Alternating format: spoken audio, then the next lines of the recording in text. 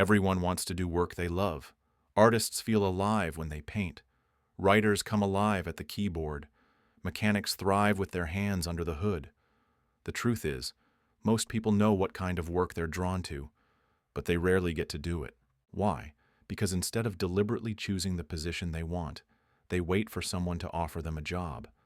But in Think and Grow Rich, Napoleon Hill flips the entire approach.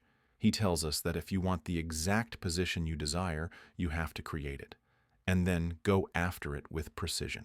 So how do you do that? First, decide exactly what kind of work you want to do. Be clear, be specific. Don't settle for any job or whatever's available. That kind of thinking leads to frustration and stagnation. Choose the job, the role, or even the position that hasn't been invented yet, but fits who you are.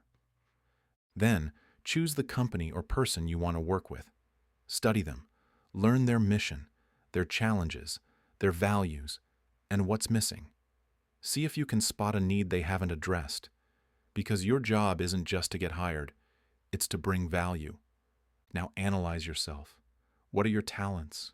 What are your capabilities? What can you genuinely offer that would improve, strengthen, or grow the company you're targeting? Here's where most people get it wrong. They walk into an interview asking if there's a job available. But Hill tells us, forget about whether there's an opening. Forget about the job boards. Forget about asking, are you hiring? That's not your mission. Your focus should be, what can I give? What can I bring? How can I improve this organization?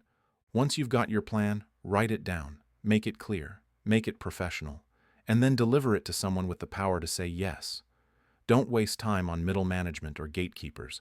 Go directly to someone who can make a decision. It might take more time up front, a few days, a few weeks, but doing this can save you years. Years of working in the wrong role, for the wrong pay, in the wrong direction. If you want to start halfway up the ladder instead of at the bottom, this is how. Hill calls this the new way of marketing services, and it's based on a major shift in how work is valued. Jobs are no longer jobs, they're partnerships. The employer, the employee, and the public, they're all working together.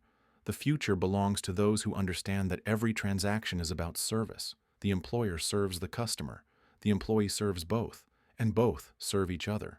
So how do you market yourself in this new system? It begins with what Hill calls your QQS rating. That stands for quality, quantity, and spirit. Quality means doing every part of your job at the highest level you can, consistently, not once, not occasionally, always. Quality is about excellence and efficiency. It's about being known for doing it right. Quantity means doing all that you are capable of doing, without holding back. And as you grow, you give more. You improve. You add value. Quantity isn't just about working more hours. It's about increasing your capacity and contribution over time. Spirit means the energy, attitude, and enthusiasm you bring to the work. Do you uplift the team? Do you show up with positivity and a willingness to cooperate? Because even if your quality and quantity are excellent, a bad attitude will destroy your value. Andrew Carnegie understood this deeply. He refused to retain anyone, no matter how skilled, if they didn't work in a spirit of harmony. He knew that discord ruins teams. That personality is part of performance. That you can't build wealth with someone who drains the room. If you bring harmony, cooperation, and enthusiasm, you are already ahead. Now let's talk numbers. Your value isn't just emotional, it's financial. If you live by the sale of your services, you are no different from a merchant selling a product. Your mind is your capital. Your ability to think, to solve, to create, that's your inventory, and it can be measured. According to Hill, the capital value of your service can be estimated by multiplying your annual income by 16 2/3. That's based on the idea that income reflects a 6% return on the value of your intellectual and emotional assets. Think about that.